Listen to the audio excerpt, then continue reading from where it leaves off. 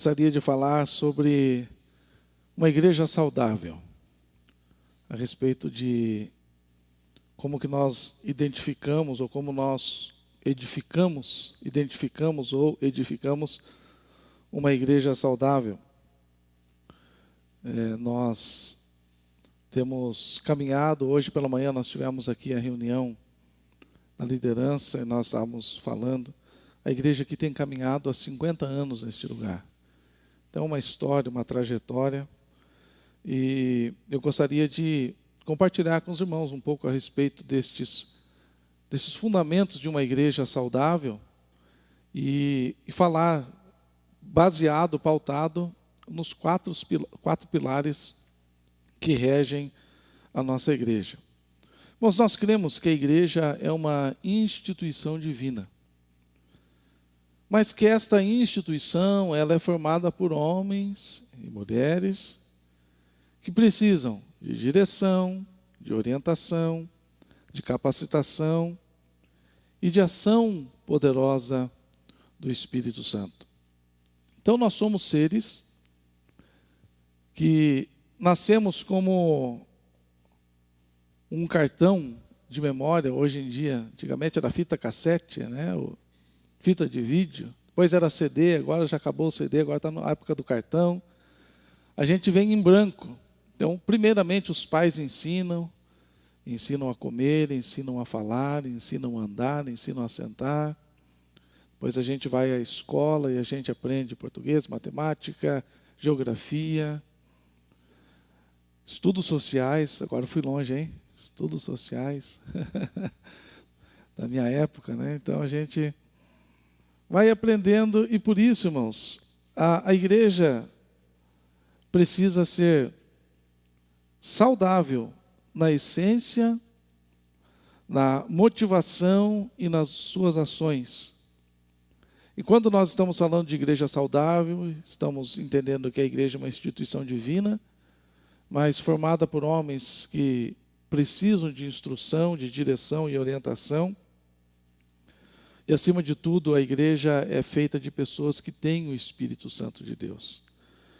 Então, a gente procura olhar e trabalhar isto na essência da igreja, nas motivações e nas ações. Eu vou compartilhar aqui, então, dos 4 pilares da nossa igreja, que tem norteado, que tem orientado, e nós vamos aprender um pouco mais a respeito de uma igreja que é saudável na sua essência, que por a sua essência ser saudável, as motivações, por consequência, serão saudáveis, e isto resultará em ações saudáveis também. O primeiro pilar da nossa igreja é a visão. Então, a nossa igreja, ela não caminha, uma igreja saudável, ela não pode simplesmente caminhar por caminhar ou existir por existir. É a mesma coisa que você encontrar alguém e falar assim, vamos caminhar aonde? Não, vamos sair caminhando. Que direção? Não, o que der na cabeça a gente vai. Mas aonde a gente vai chegar? Não sei, vamos caminhando. Qual o objetivo de caminharmos? Não sei, vamos caminhando. Então nós olhamos para uma igreja saudável e nós vemos que a primeira coisa, essa igreja ela tem uma visão. E o que é esta visão? A visão da nossa igreja aqui é proclamar o Evangelho, é transformar vidas e influenciar a sociedade em todas as esferas e estabelecer o reino de Deus aqui na terra. Então esta é a visão que nós estamos correndo atrás. Esta é a visão que nós estamos perseguindo. Este é o nosso norte. Este é o nosso ponto de chegada. Como diz o GPS, você chegou ao seu destino. Tem coisa boa quando a gente escuta isso, Você coloca o endereço no GPS, e o GPS, você vai andando, vira à esquerda, vira à direita, entre na rotatória, você chegou ao seu destino. Então nós temos um destino traçado. E esta visão que nos rege, proclamar o Evangelho, transformar vidas, influenciar a sociedade em todas as esferas, e estabelecer o reino de Deus na terra. Aonde que nós vamos buscar isto? Na palavra do Senhor. Porque se a igreja é uma instituição divina, aonde nós vamos aprender a formar uma igreja, a estabelecer uma igreja, a conduzir uma igreja? Na palavra do Senhor. Você não precisa abrir a sua Bíblia, mas o salmista, no Salmo 119, 27, ele diz assim: ajuda-me a entender as tuas ordens.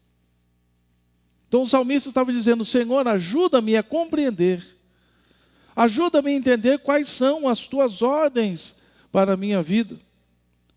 Em Marcos 16, 15, Jesus diz assim: vão ao mundo inteiro e anuncie as boas novas a todos.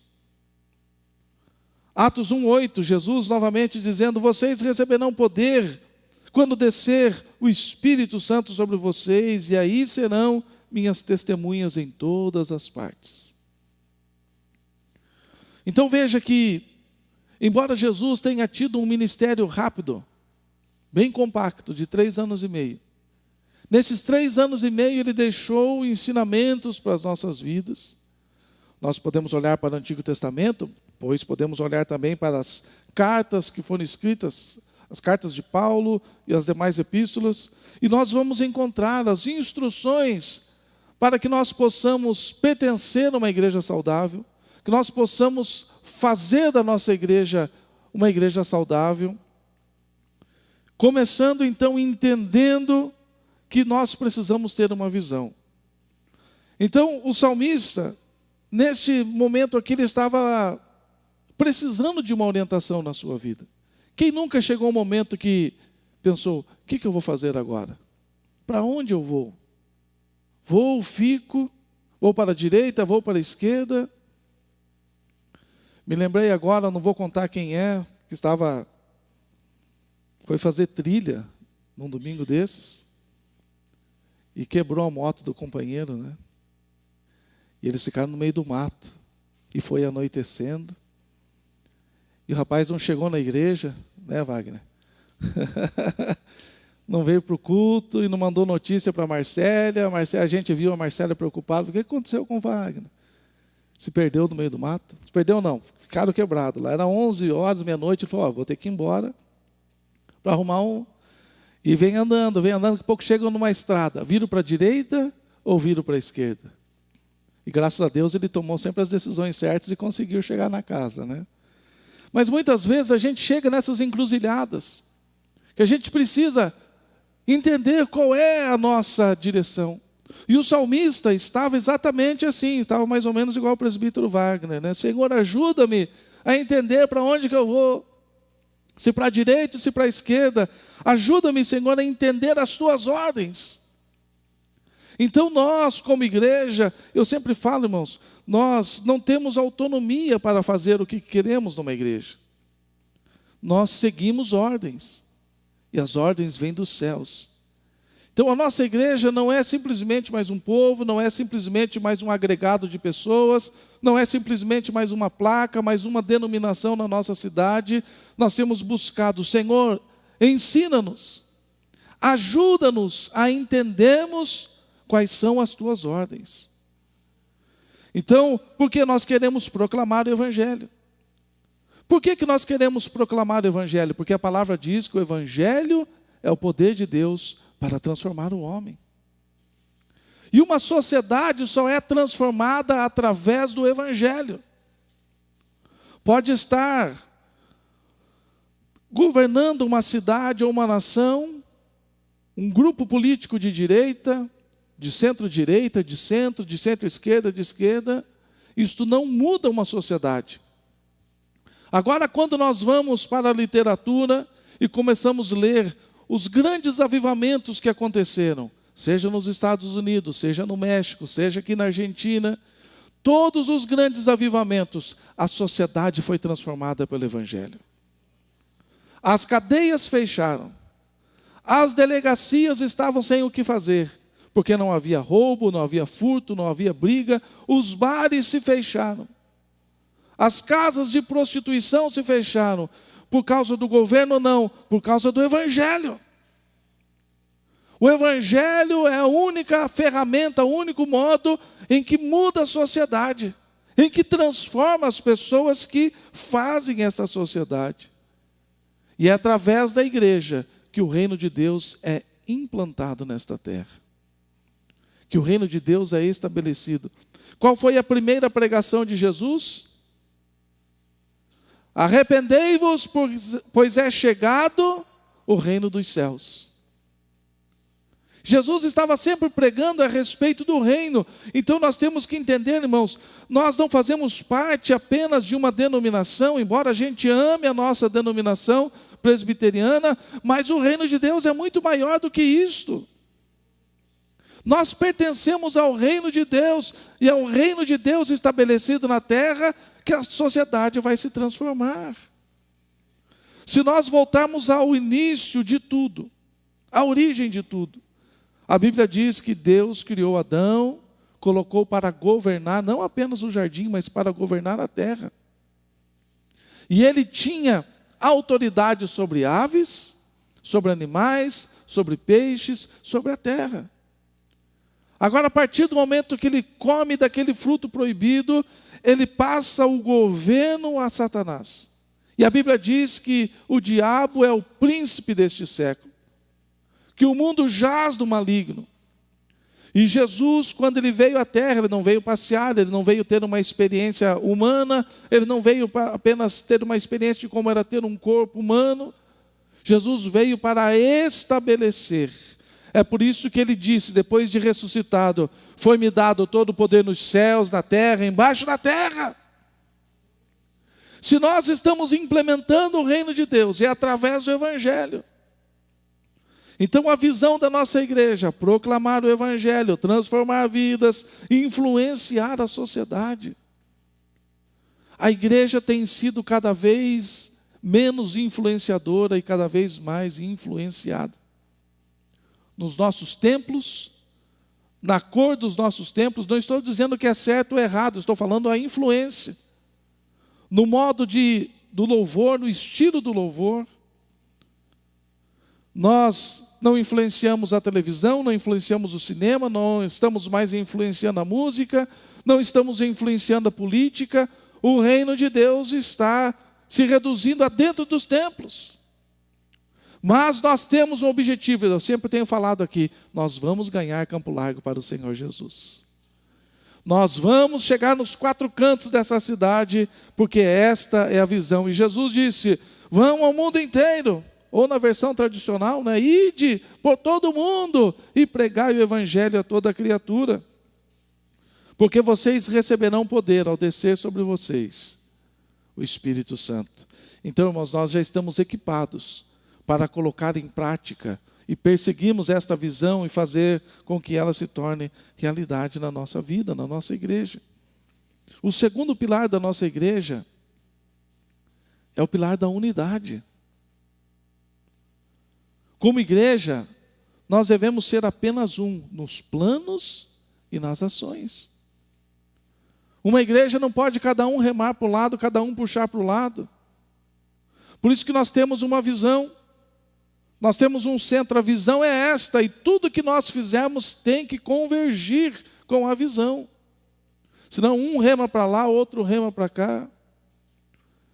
Eu nunca tinha assistido aquela campeonato de, não sei como é que é o nome daquele barco bem comprido, que tem uns 15, 20 pessoas remando, não sei como é que é o nome daquilo.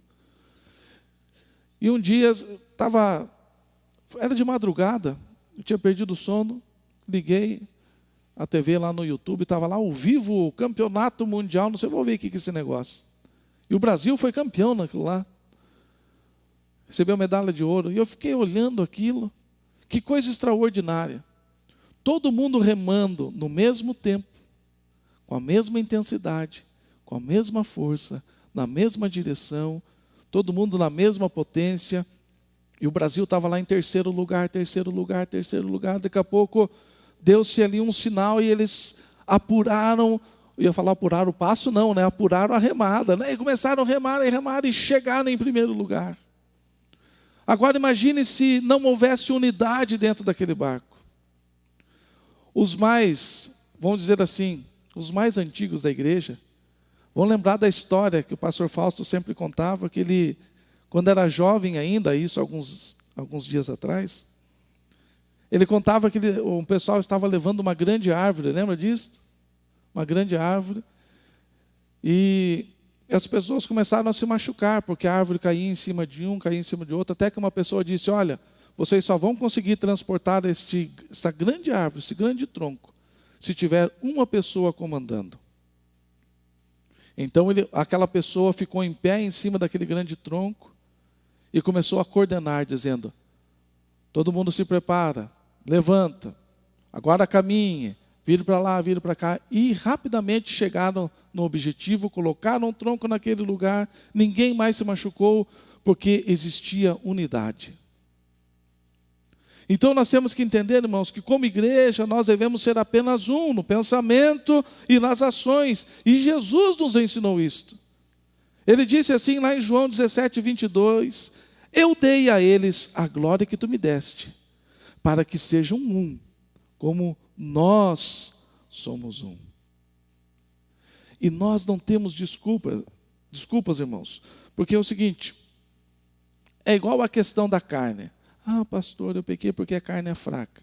Mas a Bíblia, ninguém termina o versículo. A carne é fraca, mas o espírito está pronto. Ah, pastor, mas é tão difícil. Eu sei, cada cabeça aqui pensa uma coisa. O pastor Rubinho deu exemplo, não sei se foi ontem ou hoje de manhã. Hoje de manhã. Imagine, se eles falam assim: irmão, nós vamos pintar aqui a parede do fundo aqui. Que cor que você quer? Um ia falar vermelho, outro laranja, o outro azul, e não íamos chegar em conclusão nenhuma. Porque as cabeças pensam diferente, mas quando se trata do reino, nós temos que ter unidade. E por que nós não temos desculpa? Porque Jesus disse assim: eu dei a glória a eles, para que eles sejam um. Então ser unidade não depende só do meu querer, da minha força, mas nós somos equipados com a glória de Deus, e esta glória nos capacita a vivermos em unidade. Então veja, eu dei a eles a glória que tu me deste. Para que deu a glória? Para que eles sejam um, como nós somos um. Então a unidade vem da glória de Deus. A unidade é coisa sobrenatural. A unidade é coisa que vem dos céus. A unidade é um presente de Deus para a nossa vida. Oh, aleluia! Jesus ensinou também que a divisão gera destruição. Mateus 12:25 diz assim: todo reino dividido internamente está condenado à ruína. Uma cidade ou uma família dividida contra si mesma irá se desintegrar, irá padecer, irá ser destruída. Então por isso nós temos este pilar, e quando nós queremos entender se uma igreja é saudável, nós temos que ver se essa igreja tem uma visão, se ela tem um alvo estabelecido. Por isso Paulo diz assim: esquecendo-me das coisas que para trás ficam, eu prossigo para o prêmio, o alvo da soberana vocação. Paulo tinha um alvo. É interessante que quando a gente estuda sobre liderança, a gente entende. Se você não sabe coordenar 24 horas do dia, como você vai coordenar 24 anos da sua vida? Se você não consegue ajeitar a sua agenda para 24 horas, como você vai coordenar a sua agenda para 24 anos? Então, a palavra está dizendo aqui que todo reino dividido está condenado à ruína. Eu dei esta glória para que vocês sejam um. Então, ao mesmo tempo que Jesus está dizendo: olha, existe o perigo da divisão. O que é visão? Divisão são duas visões. Então, quando existem duas visões no lugar, existe o risco de que as coisas estejam condenadas à ruína. E nós cremos que a unidade promove a edificação através da glória de Deus. O terceiro pilar é a intencionalidade. Deus sonda e conhece a intenção do coração. Mateus 15:8 diz assim: este povo honra-me com os lábios, mas o seu coração está longe de mim.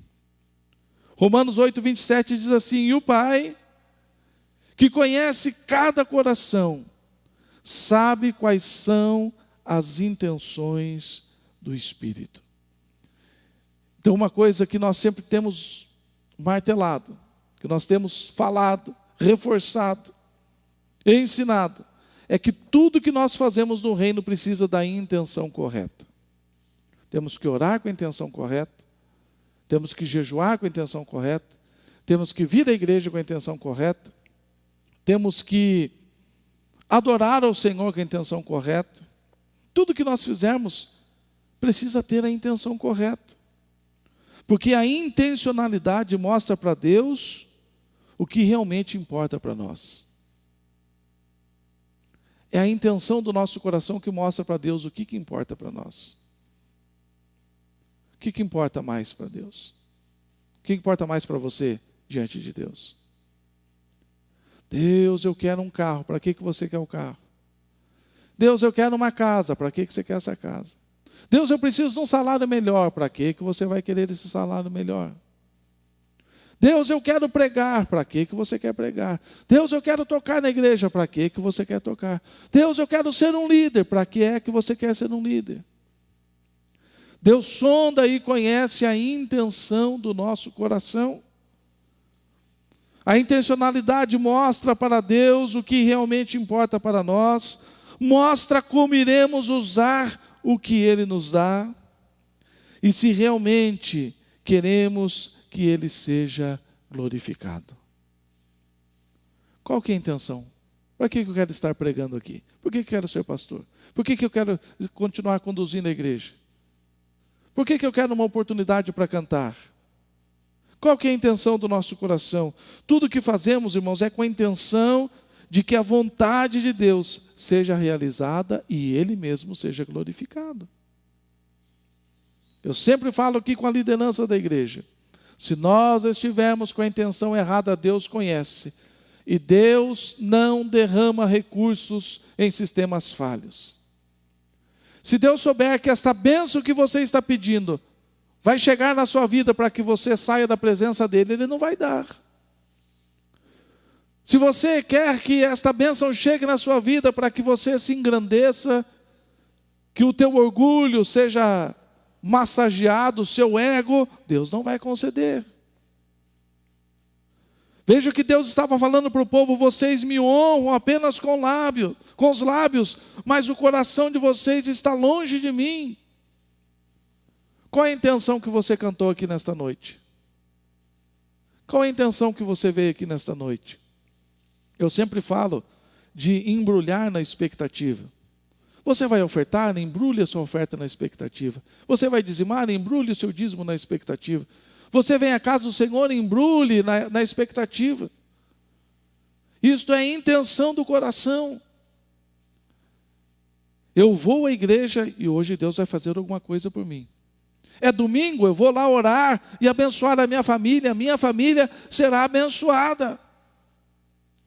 Então nós temos que ter a intenção sempre correta. Então este é o terceiro pilar de uma igreja saudável. O primeiro pilar é a visão. O segundo é a unidade. O terceiro pilar é a intencionalidade. E o quarto pilar, a autoridade. Não existe crente sem autoridade dos céus. Não existe igreja se não tiver autoridade dos céus. Não existe pastor se não tiver autoridade do Espírito Santo. Não existe pregador, não existe nada com relação ao reino de Deus se não tiver dele a autoridade. Então nós temos esta busca incansável e incessante para que nós possamos ser cheios da autoridade de Deus. Nós cremos, irmãos, que não fazemos nada em nossa própria força, no nosso próprio conhecimento e na nossa própria autoridade. Por isso nós vivemos nessa busca constante, irmãos, da autoridade que vem do Espírito Santo. E nós aprendemos onde isso? Na palavra do Senhor. Lucas 9:1, eu gosto muito desse texto. Jesus reuniu os 12 e lhes deu poder e autoridade. Para quê? Para expulsar demônios. Para mais o quê? Para curar os enfermos. E depois os enviou a anunciar o quê? O reino dos céus. O reino de Deus. Então, quando nós buscamos autoridade, se nós queremos ser igreja verdadeira, se nós quisermos ser uma igreja saudável, nós precisamos ter a autoridade do Espírito Santo na nossa vida. Eu lembro da história de uns homens, lá no Novo Testamento, né?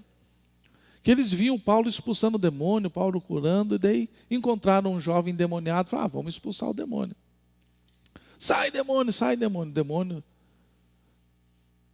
arrebentou com eles todos, bateu neles. Saíram correndo, tudo arrebentado. O demônio falou assim: sei quem é Paulo, conheço quem que é o Jesus do Paulo, vocês quem são? Lembra daquele homem em Samaria que chegou para Pedro e falou assim: escuta, quanto que vocês querem para me vender esta autoridade para que eu faça o que vocês também fazem? Pedro diz: seja esse dinheiro teu para a tua perdição, porque você julgou comprar os dons dos céus com dinheiro.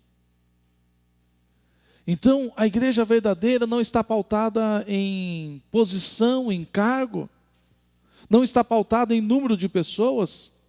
Pode ser uma igreja, uma mega igreja, mas se não tiver o Espírito Santo de Deus. Pode ser uma igreja pequenininha, se não tiver o Espírito Santo de Deus. Então não é o tamanho da igreja, não é se o louvor é mais bonito, mais elaborado ou mais simples. Não é se tem mais membro ou se não tem mais membro. Uma igreja saudável, ela precisa estar cheia de autoridade do Espírito Santo de Deus. Esses dias eu lembrei e contei, pastor Rubinho, que certa feita um rapaz foi lá na casa do pastor Rubinho, lá na garagem, era meio pancadão da cabeça, para ajudar estava drogado, e além de drogado estava possesso de demônios. O pastor Rubinho ligou e falou assim: preciso de ajuda. Vamos lá, eu e o pastor Fausto.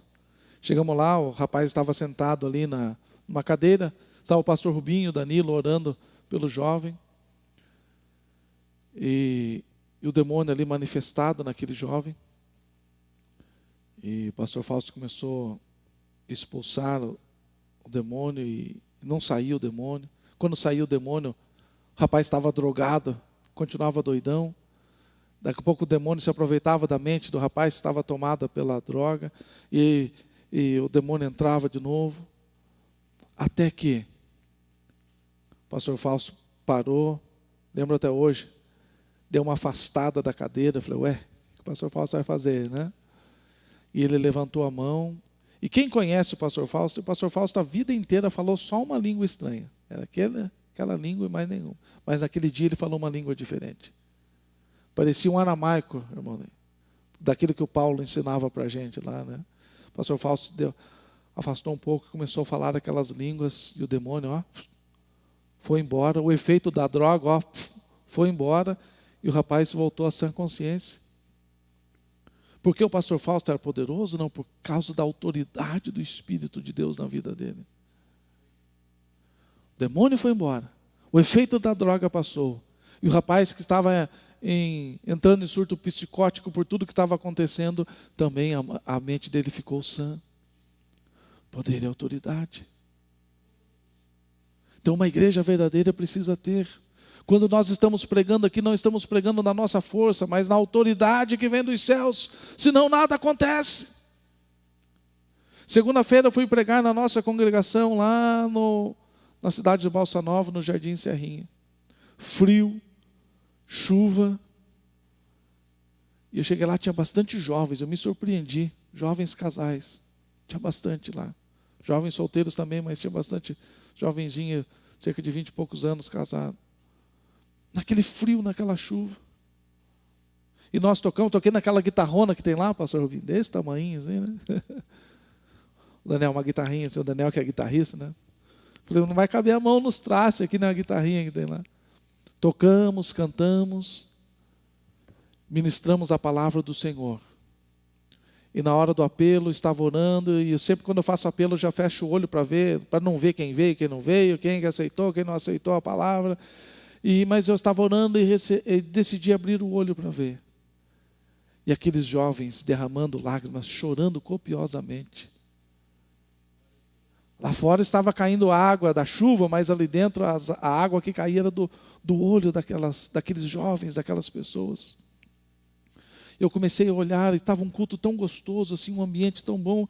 Eu comecei a me alegrar e falar: Senhor, se não fosse a tua autoridade, a tua palavra, esses corações não seriam tocados. Porque quando a gente começa a amadurecer espiritualmente, a gente começa a entender que nós falamos até o ouvido das pessoas. Eu posso preparar o melhor sermão, eu posso rebuscar o melhor vocabulário, eu posso fazer a melhor estrutura de homilética, mas eu vou falar apenas aos ouvidos das pessoas. Quem vai tocar o coração é a autoridade da palavra, a autoridade do Espírito Santo. Aquelas pessoas, aqueles jovens não estavam chorando por tímido da minha voz, taquara rachada, né? Não estavam chorando porque eu fiz um curso de oratória. Não estavam chorando porque eu sou teólogo, pós-graduado. Não, estavam chorando porque o Espírito estava lá. E a gente olha e sabe, isso aqui não é teologia, isso aqui não é estudo, isso aqui não é técnica, isso aqui é o poder de Deus sendo manifesto. Por isso, o quarto pilar da nossa igreja é a busca pela autoridade. Jesus reuniu os 12 e deu poder e autoridade para expulsar demônios. Mas deu também autoridade para efetuar curas. Por isso nós vemos as pessoas sendo curadas. Nós recebemos os testemunhos aqui de pessoas que têm sido curadas neste lugar, que têm recebido milagres. Porque nós somos bons? Porque a nossa igreja é boa? Não, porque a autoridade do Espírito está liberada neste lugar, e nós buscamos esta autoridade, e nós queremos esta autoridade fluindo em nosso meio. É interessante que em Atos 1:8 Jesus disse assim: vocês receberão poder quando descer sobre vocês o Espírito Santo. Jesus não estava falando apenas para os apóstolos. Jesus estava falando para cerca de 500 pessoas. Ali tinham convertidos desde o início do seu ministério, e tinham pessoas que estavam chegando ali naquele momento, e Jesus fez a mesma promessa: vocês vão receber poder ao descer sobre vocês o Espírito Santo. Então este poder, esta autoridade não está liberada apenas para os pastores, para aqueles que pregam, para aqueles que oram por curas e milagres, por aqueles que são liderança na igreja. Todos que têm o Espírito Santo de Deus na sua vida. Quem tem o Espírito? Todos aqueles que confessam Jesus Cristo como Salvador são imediatamente selados com o Espírito Santo. Pastor, mas eu não falo em línguas. Isso não tem nada a ver com ser batizado com o Espírito Santo. Falar em línguas é um dom. Ser batizado com o Espírito é crer e confessar Jesus Cristo como Salvador, mesmo que você não fale em línguas. Então Jesus disse: olha, vocês têm poder para expulsar demônios, curar enfermos e anunciar o reino. Como é que nós vamos ganhar Campo Largo para o Senhor Jesus? Com as técnicas de oratória? Com os cursos de teologia nós vamos ganhar Campo Largo anunciando o reino, no poder e na autoridade do Espírito Santo, que age, que atua sobre as nossas vidas. Aleluia. Uma igreja saudável é aquela que é cheia de autoridade do Espírito Santo. Uma igreja saudável na sua essência, na sua motivação e nas suas ações, ela necessariamente precisa ter esses 4 pilares: visão, unidade, intencionalidade e autoridade. E esta igreja, irmãos, tem sido regida por estes pilares. E temos plena certeza de que o Deus que sonda e conhece o interior tem se agradado e liberado bênçãos neste lugar. Hoje ainda eu estava mexendo numa agenda minha e achei um slogan que eu tinha feito para a igreja. Igreja Presbiteriana Renovada Independente, uma fonte de bênçãos para a sua vida. Porque nós temos tantos testemunhos de que deste lugar milagres, coisas extraordinárias irão fluir. visões, revelações, profecias, e nós cremos que estamos alcançando esse tempo profético em nosso meio. Vamos ficar em pé, quero orar por você.